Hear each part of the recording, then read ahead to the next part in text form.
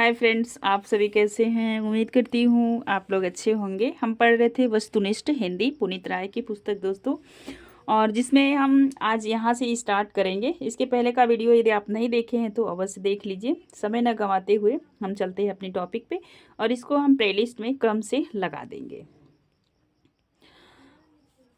How निवासी खमड़ भतारे मोहारे बियो हड़ न जाए। पंक्ति किसकी है? तो कुक्कू रिप्पा की। दोस्तों ये सब आदिकाल के जो है कि लेखक हैं, तो इनकी थोड़ी सी जो है कि भाषा क्लिष्ट है। ससुरी निंद गेल बहुड़ी जा जाग, तो ये पंक्तियां किसकी है? कुक्कू रिप्पा की है। सिद्धों का विकास किससे हुआ है? तो बौद्ध धर्म के बजाय शाखा से हुआ है, वज्रयान शाखा से हुआ है। बौद्ध धर्म के वज्रयान शाखा से हुआ है। महाराष्ट्र के संत ज्ञान देव के अनुसार गोरखनाथ का शिष्य परंपरा है। तो ये है, देखेंगे, याद रखिए क्रम से यहाँ से प्रश्न पूछा जाता है। आदिनाथ, मसेंद्रनाथ, गोरखनाथ, गैंगीनाथ, निवृत्तिनाथ, ज्ञानेश्वर। नाथपंथियों का हठयोग साधना का विकास किसकी प्रतिक्रिया से हुआ है? तो ये सिद्धों की वाम मार्गी भोग प्रधान योग साधना की प्रतिक्रिया से हुआ है। भाव न होए अभाव न होए ऐस सबइहों को पंडिताई, तो यह पंक्ति किसकी है? तो यह पंक्ति है लुईपा की।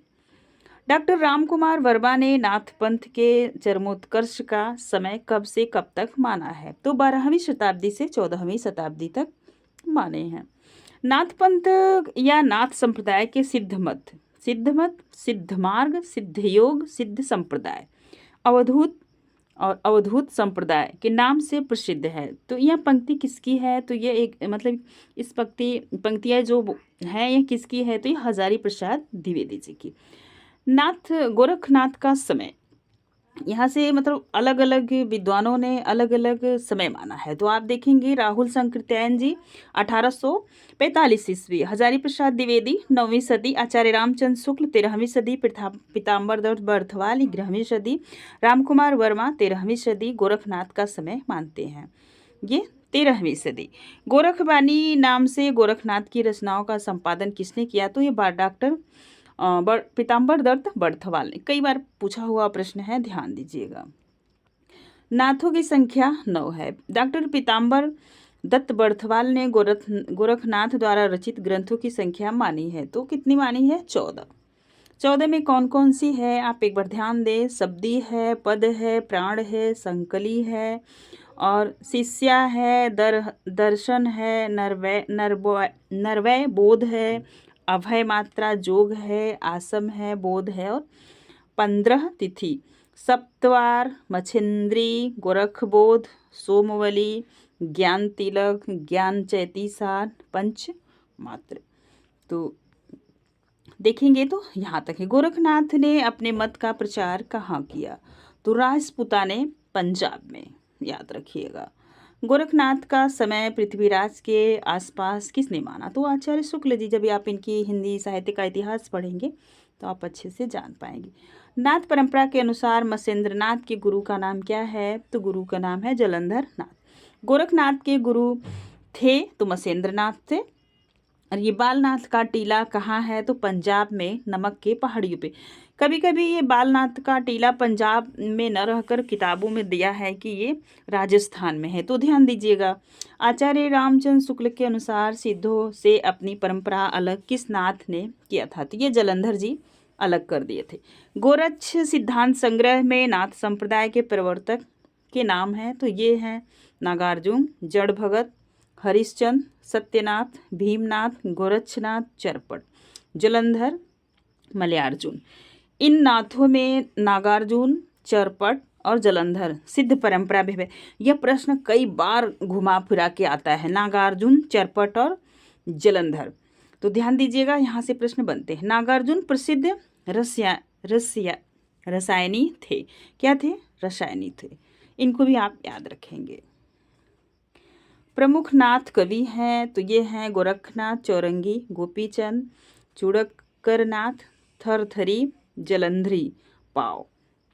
कनपटे योगी किस पंथ के लोग थे? जैसे आप देखेंगे कनपटे जो उत्तर प्रदेश के सीएम है योगी आदित्यनाथ, इनका भी कान जो है फटा हुआ है, ये भी इसी नाथ संप्रदाय में आते हैं।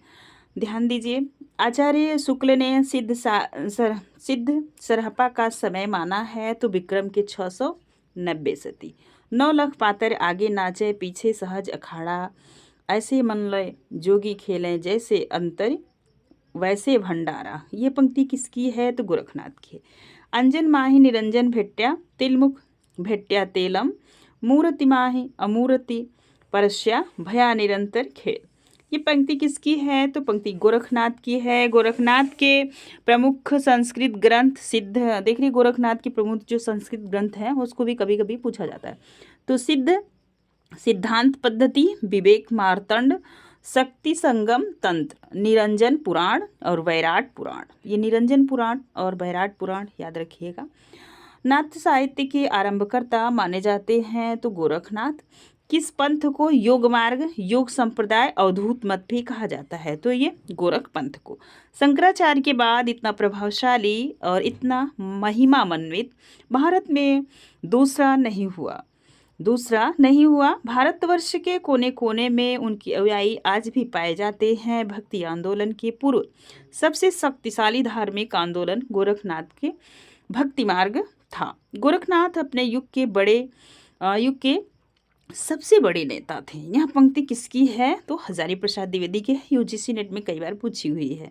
सिद्ध मत और नाथ पंथ में प्रमुख अंतर है। तो सिद्ध क्या थे? निरीश्वरवादी थे और पंथ क्या थे? ईश्वरवादी थे। जो है कि सिद्धनाथ में प्रमुख अंतर पूछ रहा है तो सिद्ध निरीश्वरवादी थे और नाथ ईश्वरवादी थे। यहीं से आपको ध्यान देने की ज़रूरत है। सिद्ध निरीश्वरवादी थे और नाथ ईश्वरवादी थे। और सिद्ध जो है कि ये नारी भोग में विश्वास करते थे किंतु नाथपंथी उनसे विरोध करते थे। तभी ये इस जो है पंथ से और नाथपंथी का पंथ थोड़ा अच्छा माना गया। जो आगे आप देखेंगे तो भक्ति काल में उसे आधुनिक काल के छायावाद में उसे पवित्र कर दिया गया। रीतिकाल में तो नारियों की वही दशा रही। आप आगे चलते हैं। नाथपंथियों के ईश्वरवाद का वैशिष्ट निर्गुण की साधना है। तो हठ योग, गुरु महिमा एवं पिंड ब्राह्मणवाद किस साहित्य का वैशिष्ट है? तो ये नाथ साहित्य का वैशिष्ट है। गोरखनाथ को हिंदी का प्रथम गद्य लेखक किसने कहा? तो मिश्र बंधु विनोद ने कहा। गोरखवाणी की भाषा है तो खड़ी बोली मिश्रित राजस्थानी, याद रखिएगा। आचार्य शुक्ल ने नाथपंथियों की भाषा को क्या कहा? तो ये कहे थे सधुक्कड़ी, जिसका ढांचा कुछ खड़ी बोली लिए राजस्थानी था। आपसे पूछा जा सकता है कि ऑप्शन बना के सधुक्कड़ी भाषा में कौन कौन सी भाषाएं आएंगी, तो याद रखिएगा राजस्थानी का भी स्थान लेता है। नाथ बोले अमृतवाड़ी, वरिशगी कंग लीपाड़ी, गाड़ी पड़रो बांधिले, खूटा चले दमामा वाजिल उड़ा। यह पंक्ति किसकी है? तो गोरखनाथ की है। गुर कीजे महिला निपुरा नरहिल्ला, गुरु बिना ज्ञान न पाइल्ला रे भैला। गोरखनाथ की पंक्ति है। गुरु के बिना ज्ञान नहीं हो सकता। हजारी प्रसाद द्विवेदी ने गोरख रचित कितनी पुस्तक को माने हैं? तो आप याद रखिएगा 28। आजकल ऐसे प्रश्न बहुत ज़्यादा बन रहे हैं, नोट डाउन कर लीजिएगा। गोरख जगायो जोग भगत भगायो लोग, ये है यूजीसी नेट में भी कई बार यह पंक्ति पूछी गई है। और ये पंक्ति जो है कि एक असिस्टेंट प्रोफेसर का एग्ज़ाम था, क्या कहते हैं, जीआईसी प्रवक्ता में भी पूछा गया था। धूत कहो अवधूत कहो पंक्ति किसकी है? तो ये तुलसीदास की है। कुछ सिद्धों के चर्या गीतों और दोहा कोश बौद्ध गान ओ दोहा नाम से। आगे चलते हैं। संपादक प्रकाशन किसने किया? तो ये किए थे हरप्रसाद शास्त्री। सर्वप्रथम किसने सिद्ध साहित्य के संपादक का कार्य किया था? तो पाश्चात्य प्राच्यविद वेंडल ने। नोट कीजिएगा, थोड़ा सा पीडीएफ धुंधला है दोस्तों, आगे से ध्यान रखेंगे। महासुखवाद के किस मत का वैशिष्ट? सिद्ध मत। हम पूरा पढ़ दे रहे हैं ताकि आपको स्पष्ट हो जाए। सरहे गहन गुरीह मड अहिया, पसुलो जिम रहिला। यह पंक्ति किसकी है? तो सरहप्पा की पंक्ति है। ठीक है। और पंडित असल बखाड़े देहि बुद्ध बसंत न पाड़े, ये बार बार पूछी जाती है, सरहपात की पंक्ति है।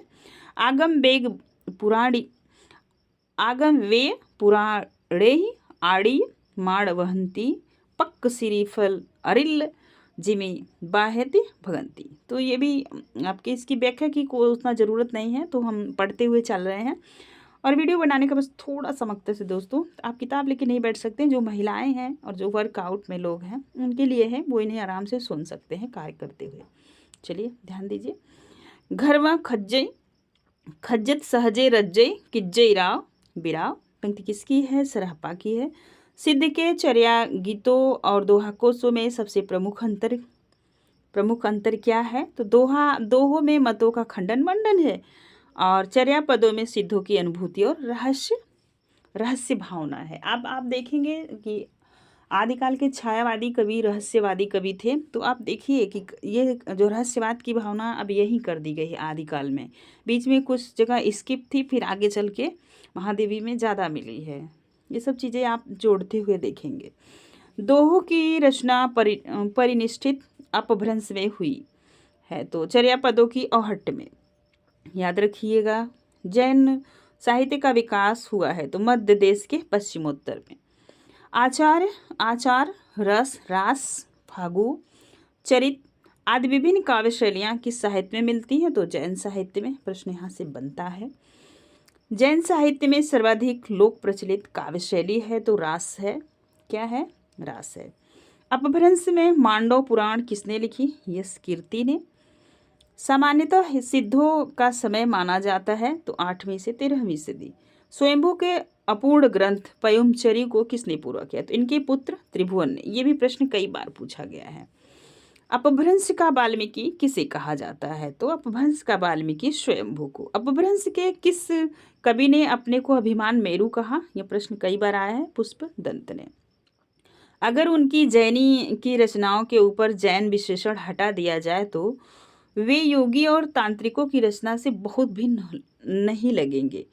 तो जैन साहित्य के संदर्भ में यह कथन किसका है? तो ये है हजारी प्रसाद द्विवेदी का। ध्यान दीजिएगा। जैन कवियों में कृष्ण कथा को क्या कहा जाता है? तो हरि पुराण। जैन परंपरा के सर्वप्रथम कवि है स्वयंभू। गोरखपंथी साहित्य के अनुसार आदिनाथ कौन है? तो शिव। कभी कभी पूछा जाता है इनके जो है कि देव कौन थे? तो शिव थे। दुब्ब सहाव प्यास नामक अपभ्रंश रचना के रचयिता कौन है? तो देवसेन है। कौन है? देवसेन। जो जिड़ सासड़ भासियो सो मई कहियो सारु जो पालय सई भाव करी सो सरि पावे पारू। यह पंक्ति किसकी है? तो देवसेन की पंक्ति है। ये मिलाने के लिए आता है, थोड़ा सा सरसरी नज़र से आप देखिए। जैन साहित्य के प्रमुख ग्रंथ। तो जैन साहित्य के जो प्रमुख ग्रंथ हैं आप देखें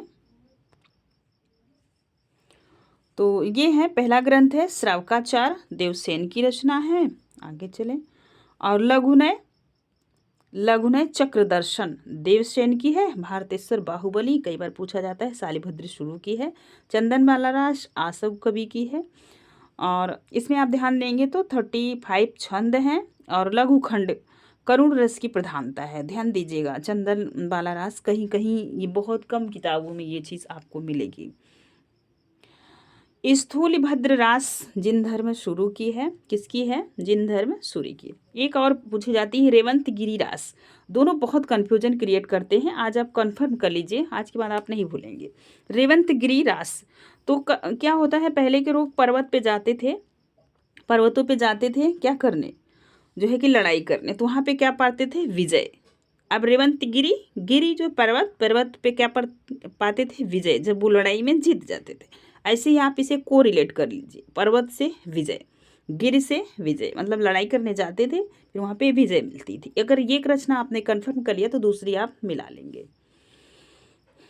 जैन साहित्य के अंतर्गत कौन सा रास यात्रा तथा मूर्ति स्थापना की घटनाओं पर आधारित वस्तुकला सौंदर्य का आकर्षण प्रस्तुत करता है? तो ये है विजयसेन सूरीकृत रेवंतगिरी रास।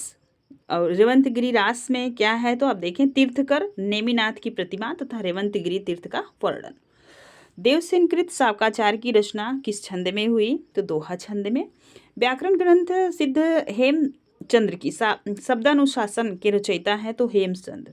और ये प्रसिद्ध जैनाचार्य थे। कैसे आचार्य थे? तो जैन आचार्य थे। अपने व्याकरण ग्रंथ में किसने उदाहरणों के लिए भट्टी के समान द्वैश्रय काव्य की भी रचना की है? इसके अंतर्गत कुमारपाल चरित नामक एक प्राकृत काव्य भी है।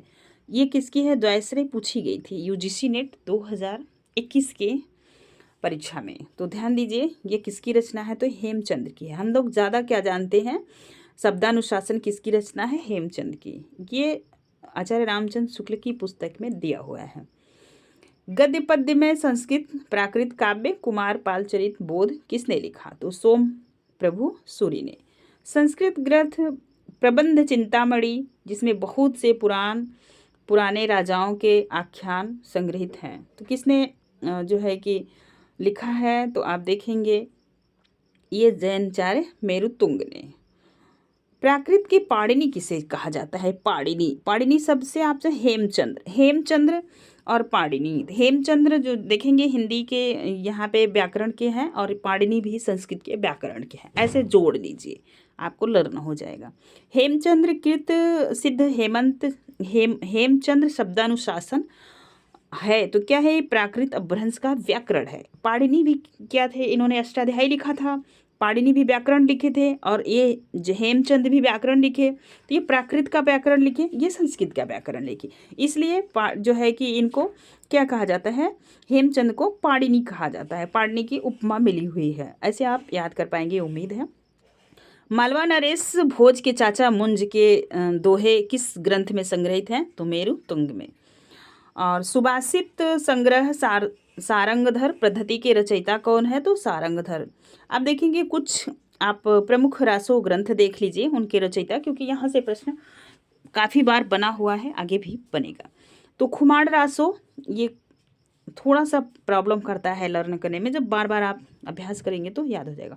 खुमाड़ रासो दलपति विजय, बिसल देव रासो नरपति नाल, हमीर रासो सारंगधर, परमाल रासो जगनिक की रचना है, पृथ्वीराज रासो चंद्रबरदाई और जिसे जो है शुक्ल जी ने जाली ग्रंथ कहा है, जय चंद्र प्रकाश तो भट्ट केदार, जय मयंक जस चंद्रिका मधुकर कवि, ये भी काफ़ी बार आती है।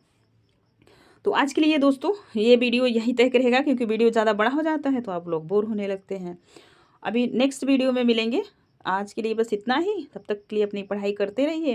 अगर वीडियो व्याख्यान पसंद आए तो एक कमेंट प्यारा सा कर दीजिएगा। धन्यवाद।